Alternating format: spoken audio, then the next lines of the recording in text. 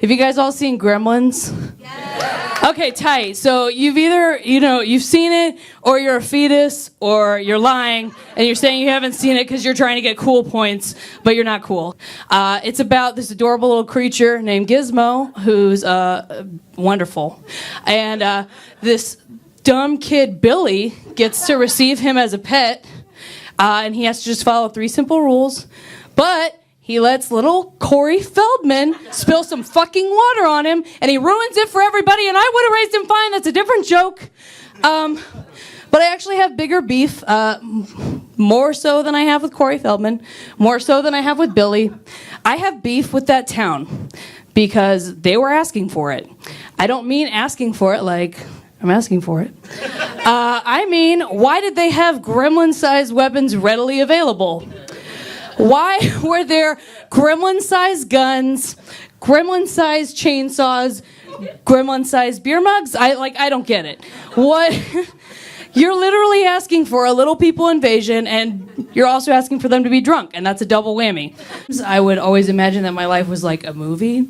So like everything was really dramatic, and I always pictured that there was a soundtrack going. And I always wanted like a cool indie soundtrack like Garden State or Juno. But after a lot of thought, I've come to realize that is not the case. My soundtrack would be a very literal 80s soundtrack giving you a play-by-play of everything going on. It'd be like, she's waking up, she's gotta go to work, she's gotta take 3 buses to get there. She sees her mom called. She doesn't want to answer, but she's got to answer anyway. Her mom's like, did you get the gig? She's like, I got the gig, but she didn't get the gig, though. It's kind of like in college, whenever I kept having dry spells, I would just make out with all my gay guy friends. It's kind of like you want sugar, but only sweet and low's available.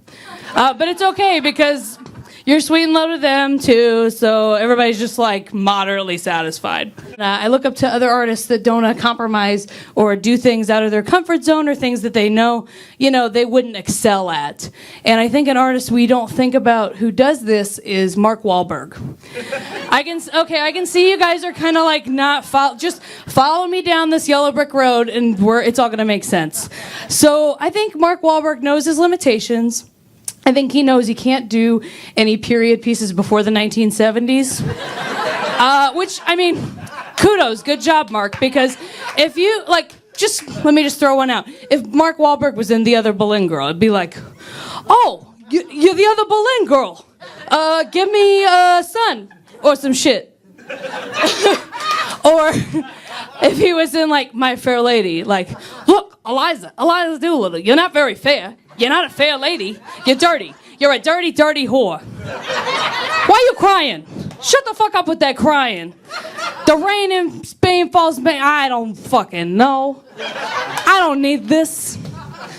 And then, there's the big one, right? Coming this summer, Mark Wahlberg in Titanic. Just at the front of the boat, yeah, go Sox! Sox rule! Rose, let me draw you. I've been drawing naked girls in France. It's great. What's with all the water in the boat, guys? I'm not a boat expert or nothing, but I feel like the water should be on the outside of the boat. Why you not letting me on that door, Rose? You're being wicked harsh right now. Now let me on that door. Let me on the door.